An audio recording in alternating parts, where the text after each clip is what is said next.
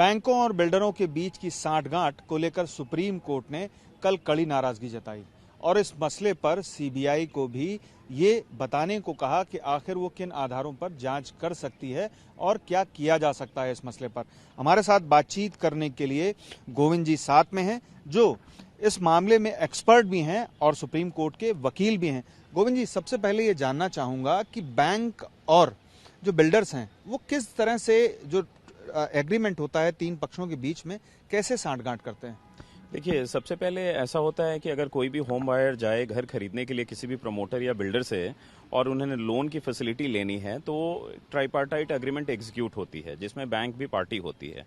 अब यहाँ पे सुप्रीम कोर्ट ने जो तीखी टिप्पणी दी है, उनका टिप्पणी करने का उद्देश्य असलता ये था कि ऐसे बिल्डर्स जिन्होंने अभी तक फ्लैट्स बनाए नहीं, प्रोजेक्ट को डेवलप किया नहीं और बैंकों ने सारे के सारे पैसे रिलीज कर दिए जो भी डेवलपर और प्रमोटर्स हैं।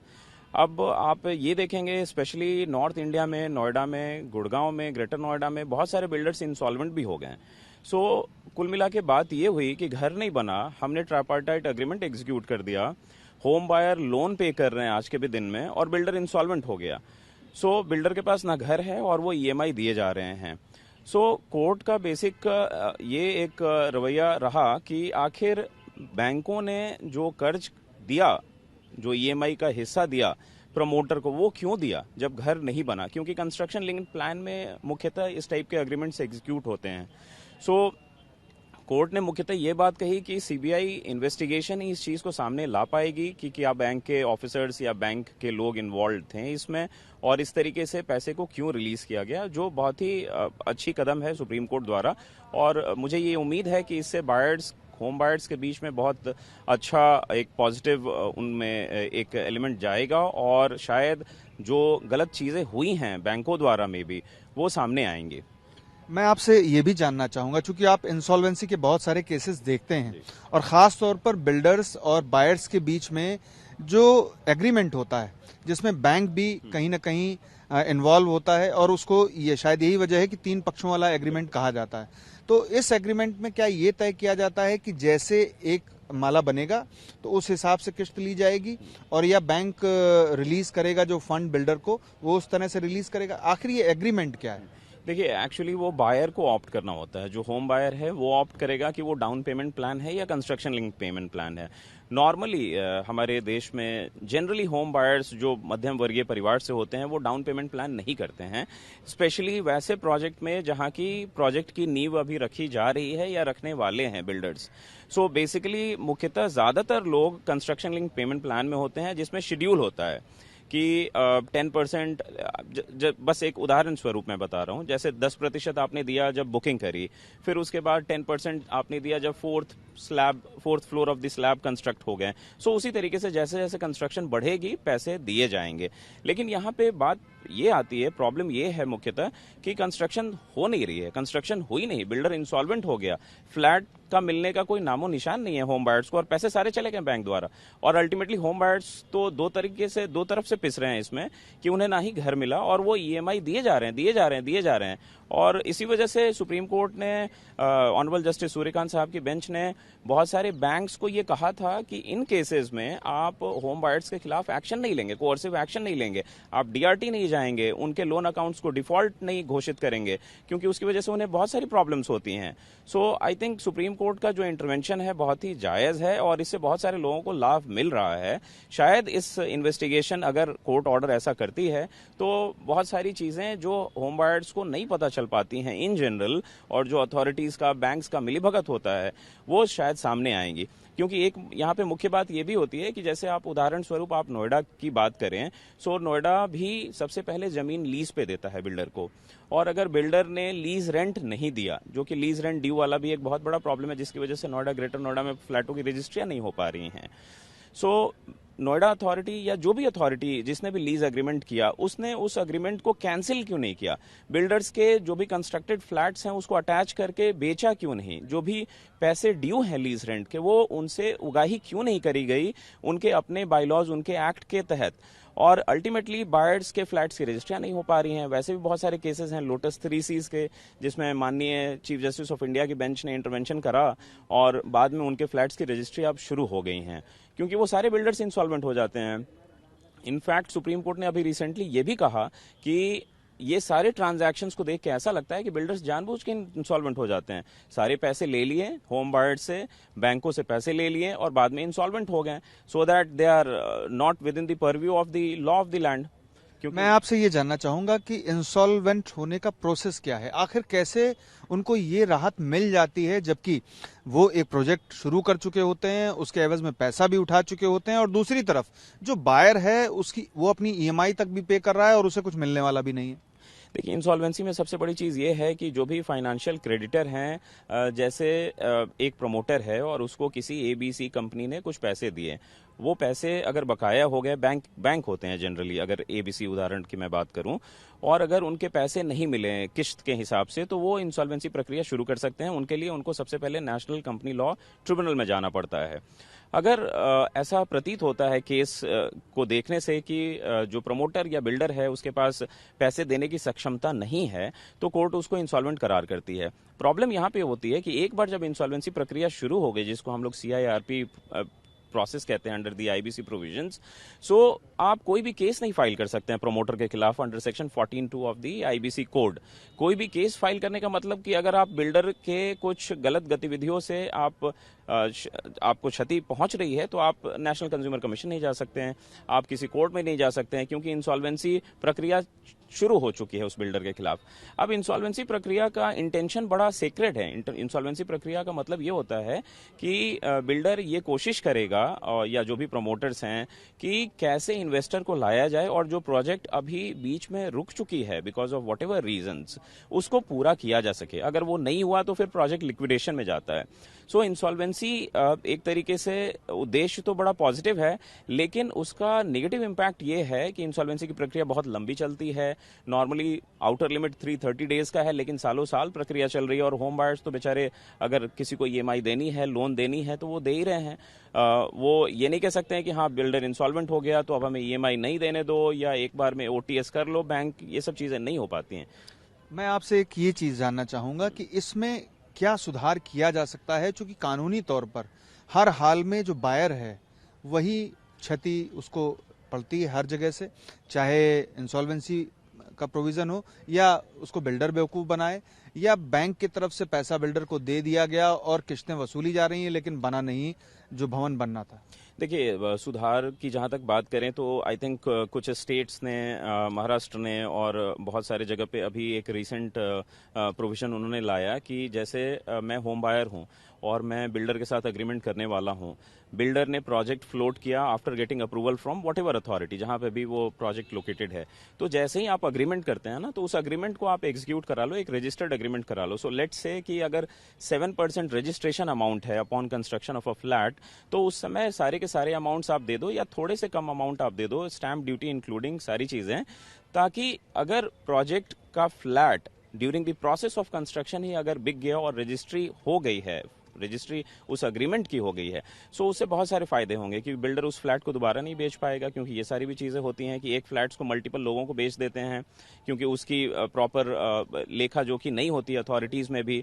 और दूसरा ये फायदा होगा कि जब रजिस्ट्रेशन का टाइम आएगा तो आपको मशक्कत ज्यादा नहीं करनी पड़ेगी जो अभी बायर्स को करना पड़ता है। दूसरा, नोएडा अथॉरिटी ने आई थिंक 2-3 साल पहले ये नियम लेके आए कि अगर वो किसी लैंड को लीज पे देते हैं किसी भी बिल्डर को, तो वो सारे पैसे लीज अमाउंट अप फ्रंट ले रहे हैं, जो कि बहुत अच्छी चीज है।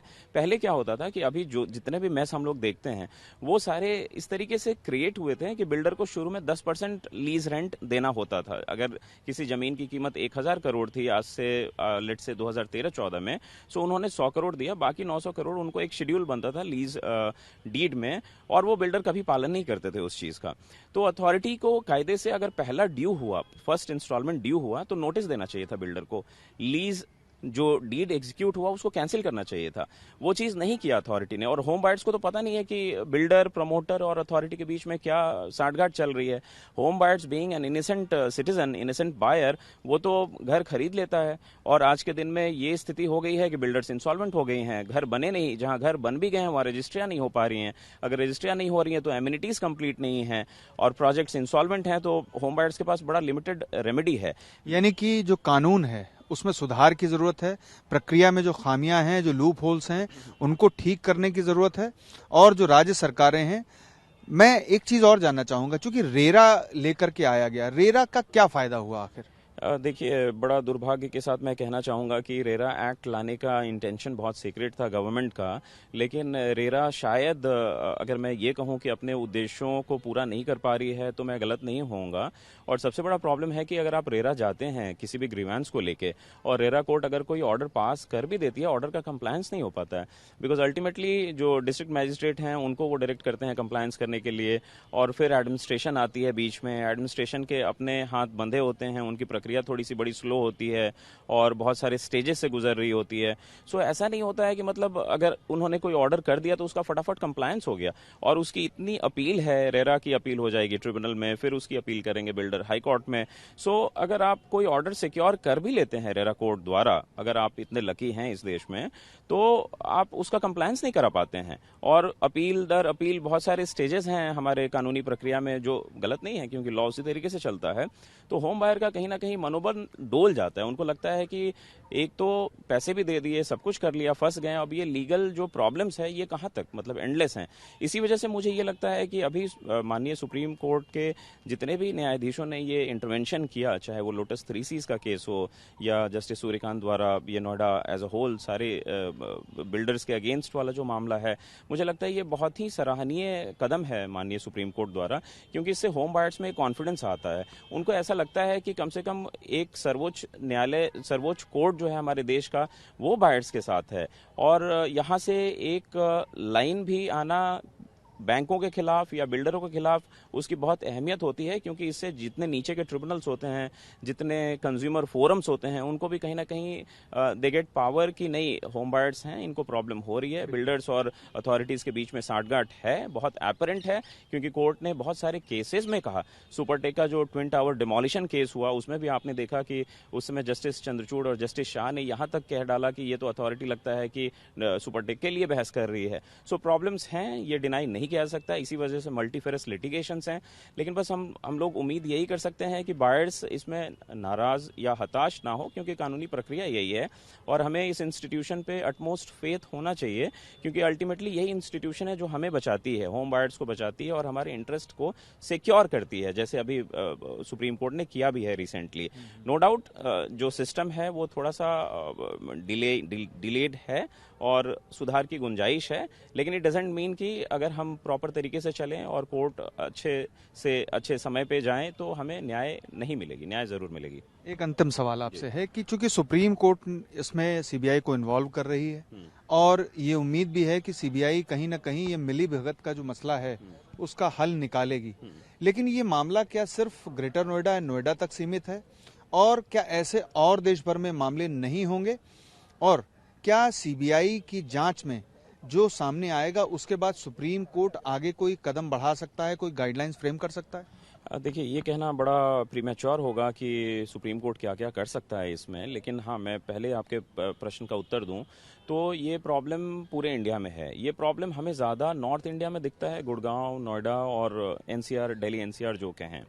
नो डाउट अगर सीबीआई इन्वेस्टिगेशन इंक्वायरी में ये सामने आती है कि बैंक मिले हुए थे, क्योंकि बैंकों को भी अल्टीमेटली अपने फाइनेंशियल ट्रांजैक्शंस दिखाने होते हैं, लोन बुक्स को उनको दिखाना होता है कि हाँ उन्होंने इतना काम किया, लेकिन उस काम करने की आड़ में लोन ज़्यादा से ज़्यादा बांट के अपना फाइनेंशियल गेन करने की आड़ में होम बायर्स का कहीं ना कहीं सैक्रिफाइस उन्होंने किया। हो सकता है उनके इंटेंशंस बुरे नहीं हो, लेकिन ज़रूर ये चीज़ है कि बिना घर का पूरा कंस्ट्रक्शन हुए, अगर किसी का अग्रीमेंट है कंस्ट्रक्शन लिंक पेमेंट प्लान का, तो आपने पूरे पैसे क्यों दिए, वहाँ पे तो एक इन्वेस्टिगेशन इंक्वायरी बनती है।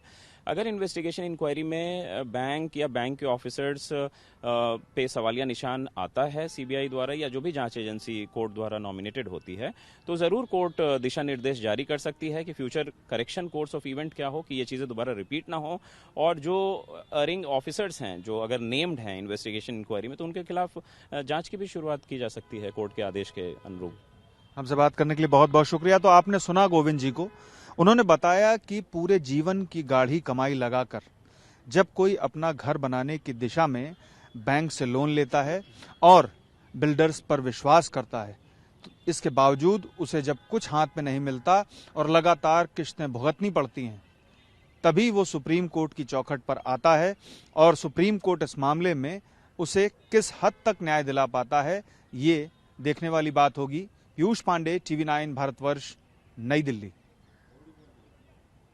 जाएगा, ये बड़ा प्रोग्राम बन रहा है। हाँ। और आप हमारे साथी हैं, वो भी इस मुद्दे पर उनके खिलाफ कोई कानूनी कार्रवाई अदर देन इंसॉल्वेंसी प्रोसीडिंग्स चल नहीं सकती है। सो तो बाकी जस्ट ठीक है। जब आप एक बिल्डर से एक फ्लैट खरीद लेते हैं और उसके बाद आप लगातार सिक्योरिटी के लिए और तमाम सुविधाओं के लिए मासिक एक भुगतान भी करते हैं, लेकिन वो सुविधाएं आपको उतनी नहीं मिल पाती हैं। इस मुद्दे पर हम बातचीत करेंगे सुप्रीम कोर्ट के एडवोकेट गोविंद जी से, और इनक्लैट का फैसला क्या है इस पर भी जानना चाहेंगे उनसे। सर, जो सुविधाएं हैं उनके बदले में जो मासिक भुगतान किया जाता है, क्या उनको लेकर के कोई सुरक्षा बायर्स के पास है?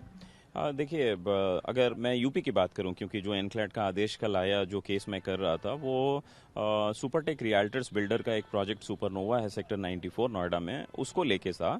सो बेसिकली उसमें हमने एनक्लैट को यही कहा था कि सुपरटेक रियल्टर्स चूंकि इंसॉल्वेंट हो चुकी है, केसेस पेंडिंग है एनक्लैट की अपील, एनसीएलटी की अपील एनक्लैट में, तो हमने ये बोला कि चूंकि ये प्रमोटर डेवलपर जो है वो तो इंसॉल्वेंट हो गया और उसकी नॉमिनेटेड एजेंसी जो है, जो उसकी सिस्टर कंसर्न है, वो काम किए जा रही है, फैसिलिटीज़ मिल नहीं पा रही हैं होम बायर्स को, सिक्योरिटी है नहीं, जो एमिनिटीज़ प्रॉमिस्ड थी उसकी 25-30% भी कंप्लीट नहीं है। एसोसिएशन फॉर्म हो गई है, जो यूपी अपार्टमेंट एक्ट 2010 है, वो ये कहता है कि अपार्टमेंट ओनर्स एसोसिएशन जैसे ही फॉर्म हो जाएगा, जो घर धारकों के रक्षा के लिए जो एक एसोसिएशन बनाया गया है, जो बहुत मुख्य लॉ है हमारे इस राज्य का, उत्तर प्रदेश का। सो जैसे ही एसोसिएशन बनती है तो प्रमोटर को सारे मेंटेनेंस और बिल्डिंग का हैंडिंग ओवर कर देना होता है। हैंडिंग ओवर के साथ साथ एक आईएफएमएस फंड होता है, फ्लैट लेते हैं तो वो 2 लाख, 3 लाख, 4 लाख कुछ भी हो सकते हैं। सो अगर किसी प्रोजेक्ट में 500, 600 या 1000 फ्लैट है तो ये अमाउंट करीबन 40-50 करोड़ हो जाएगा, जो बड़ा अमाउंट है। सो हैंडिंग ओवर पे वो अमाउंट भी एओए को जाता है, जो अपार्टमेंट ओनर्स एसोसिएशन है। सो ये सुपरनोवा के प्रोजेक्ट में ना ही वो मेंटेनेंस हैंड ओवर कर रहे थे, ना ही वो आईएफएमएस चार्जेस हैंड ओवर कर रहे थे। नोएडा अथॉरिटी ने ये बीच में बोला कि जब एओए बन गई है एसोसिएशन अपार्टमेंट ओनर्स की, तो उनको ये सारी चीज़ें दी जाएं। सो अल्टीमेटली हमने एक एनक्लैट में एप्लीकेशन फाइल करा और एनक्लैट में माननीय जज से हमने यही प्रे किया अपने एप्लीकेशन में कि हैंडिंग ओवर करी जाए एसोसिएशन को, प्लस आईएफएमएस के पैसे दिए जाएं। सो बहुत लंबी चौड़ी हियरिंग के बाद कल आदेश आया है एनक्लैट का, जो हमारे इस इंटरलोकेटरी एप्लीकेशन पे फाइनल आदेश है, जिसमें कोर्ट ने बोला है कि आईएफएमएस पैसे दिए जाएं एओए को और security agency plus maintenance services सारी चीज़ें हैंड ओवर करी जाएं, जो सुपरनोवा अपार्टमेंट ओनर्स एसोसिएशन है। लेकिन प्रॉब्लम अब यहाँ पे ये आती है ना कि ऐसे आदेशों के बाद भी जो प्रमोटर्स हैं और जो उनके सिस्टर कंसर्न जो मेंटेनिंग एजेंसी है, वो आदेशों को पालन करने में विश्वास रखती नहीं है। लेकिन हाँ, इंसॉल्वेंसी की प्रक्रिया चूंकि सुपरटेक रियल्टर्स के खिलाफ चल रही है, जो अभी पेंडिंग है एनक्लैट में, और सुपरटेक लिमिटेड के कुछ इश्यूज यहाँ माननीय सर्वोच्च न्यायालय में भी पेंडिंग है। सो मैं उम्मीद यही करता हूँ कि जो फ्लैट बायर्स हैं जिनको पोजीशन मिल गया है, उनके हितों की रक्षा के लिए अपार्टमेंट ओनर्स एसोसिएशन का आना बहुत ज़रूरी है। और जैसे ही ये एसोसिएशन आती है, उनको पूरी कोशिश करनी चाहिए with in the confines of apartment act 2010 कि वो मेंटेनेंस सर्विसेज को अपने कब्जे में लें, ताकि जो पैसे सर्विसेज के नाम पे दिए जा रहे हैं, जिसको हम लोग कॉमन एरिया मेंटेनेंस चार्ज कहते हैं, जो मासिक तौर पे जनरली फ्लैट बायर्स देते हैं, उसका सही उपयोग हो उनके सुरक्षा के लिए और उनको उनकी सर्विसेज प्रोवाइड करी जाएं। सो एनक्लैट का आदेश मुख्यतः यही था। सो सुपरनोवा के केस में एनक्लैट ने यही बोला है कि 7 दिन के अंदर जो अभी एजेंसी काम कर रही है वो बाहर चली जाए और सारी सर्विसेज और सारे आईएफएमएस के पैसे एओए को दिए जाएं और वो प्रेमाइसेस को मेंटेन करेगी। क्योंकि आपने इंसॉल्वेंसी की बात की, तो इंसॉल्वेंसी में आमतौर पर जो लाभ होता है वो प्रमोटर्स को और बिल्डर्स को मिल जाता है, लेकिन बायर्स का क्या, उनके हितों की रक्षा किस तरह से की जा सकती है? देखिए, इंसॉल्वेंसी लॉ बनाया गया था बायर्स को ही प्रोटेक्ट करने के लिए, लेकिन चूंकि एक्चुअली जो सीरीज ऑफ इवेंट्स जिस तरीके से अनफोल्ड हो रही हैं मैक्सिमम इंसॉल्वेंसी के केसेस में, जो सुप्रीम कोर्ट की तरफ से भी ये तीखी टिप्पणी आई कि ऐसा लगता है कि जानबूझ के आप इंसॉल्वेंट हो जाते हैं। आपने 10, 12, 20 फ्लैट लॉन्च किए, लोगों से पैसे ले लिए, सारे फ्लैट्स आधे आधे कंडीशन पे छोड़ के पैसे, जब आपको लगा कि मैक्सिमम पैसे रियलाइज हो गए होम बायर्स से, आप इंसॉल्वेंट हो जाते हो। सो जैसे ही आप इंसॉल्वेंट हो जाते हो, बायर्स के पास कानूनन कुछ नहीं है। फिर उसमें आप यही कर सकते हैं कि जहाँ पे फ्लैट्स कंस्ट्रक्टेड हैं, जहाँ पे ओसी वगैरह या सीसी मिल चुकी है, वहाँ पे आप पोजीशन ले सकते हैं, आप सिक्योर्ड हैं। लेकिन जहाँ फ्लैट्स कंस्ट्रक्टेड नहीं हैं, वहाँ पे मेन प्रॉब्लम आती है। लेकिन मुझे ये कहते हुए बड़ा अच्छा लग रहा है कि अभी सर्वोच्च न्यायालय ने इन सारे केसेस में इंटरवेंशन किया है। जहाँ पे फ्लैट्स रेडी नहीं हुई हैं, वहाँ पे भी उन्होंने सरकारी एजेंसियों को नॉमिनेट किया है इन प्रोजेक्ट्स को कंप्लीट करने के लिए। जैसे अभी एनक्लैट का एक आदेश आया जिसमें उन्होंने एनबीसीसी को ऑर्डर किया कंप्लीट करने के लिए। वो मामला अभी सुप्रीम कोर्ट में पेंडिंग है, देखिए उसमें फाइनल आउटकम क्या आता है। लेकिन ये अच्छी चीजें हैं कि मतलब एटलीस्ट जो गवर्नमेंट ट्रस्टेड एजेंसीज हैं उनको ये कहा जाता है कि आप बाकी के जो प्रोजेक्ट्स हैं वो कंप्लीट करो, और जो बाकी के जो पैसे होम बायर से लेने हैं, जो प्रमोटर लेता अपॉन कंस्ट्रक्शन, वो आप अब लो। तो इससे आपका ये भी एक चीज आता है यहाँ पे कि अगर बिल्डर ने सारे पैसे रियलाइज कर लिए, लेट्स से ईएमआई वाले, तो फिर बायर कहाँ से पैसे देगा? अगर 100 रुपए का फ्लैट है, 100 रुपए हमने दे ही दिया प्रमोटर को पहले ही बिल्डर को, तो मैं अगर कोई नई कंपनी आती है तो उसको दोबारा पैसे तो नहीं दे सकता।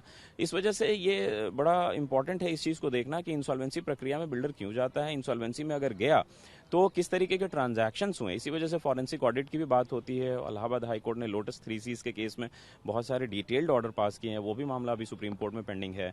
सो आई थिंक इंसॉल्वेंसी का बेसिक मोटो था to protect the home buyers. अगर होम बायर्स की बात करूं, क्योंकि इंसॉल्वेंसी तो इन जनरल कॉमर्शियल केसेस में भी है, बहुत लंबा स्कोप है उसका। होम बायर्स के केस में बेसिक मोटो है टू प्रोटेक्ट होम बायर्स। लेकिन जिस तरीके से सीरीज ऑफ ट्रांजैक्शंस अनफोल्ड होती हैं, home buyers are the first and the only class जो सबसे ज्यादा हिट होता है, हार्डली हिट होता है। लेकिन कोर्ट ने जिस तरीके से इंटरवेंशन किया है, जैसे नए कंपनीज को वो कोशिश करके लाते हैं, वो बिड करते हैं और वो प्रोजेक्ट कंप्लीट कर रहे हैं, जो बहुत सराहनीय बात है। और जहां पे नोएडा अथॉरिटी के ड्यूज हैं, जिस ड्यूज की वजह से कंप्लीटेड प्रोजेक्ट्स की रजिस्ट्रियां नहीं हो पा रही है, वहां पे भी कोर्ट ने बहुत कैटेगोरिकली किया कि नोएडा अथॉरिटी या कोई भी अथॉरिटी, क्या आप सो रहे थे पिछले 10-12 साल से? अगर बिल्डर ने ड्यूज नहीं दिया, सो वर यू स्लीपिंग? आपने लीज क्यों नहीं कैंसिल करा? आपने उनके खिलाफ एक्शन, कानूनी कार्रवाई क्यों नहीं करी? और अगर आपने आज तक कुछ नहीं किया, तो अब आप होम बायर्स को ये मत कहिए कि रजिस्ट्रियां नहीं होंगी, क्योंकि जब तक फ्लैट की रजिस्ट्री नहीं होती है, आप मालिक नहीं है, आपका मालिकाना हक नहीं है किसी भी फ्लैट पे।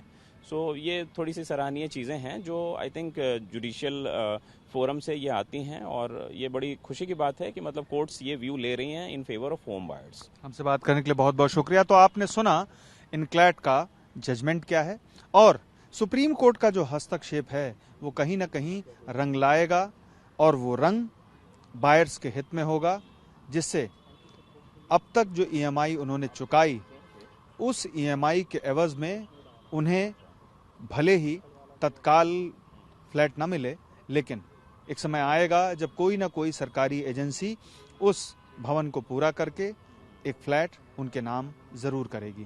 पीयूष पांडे, TV9 भारतवर्ष, नई दिल्ली।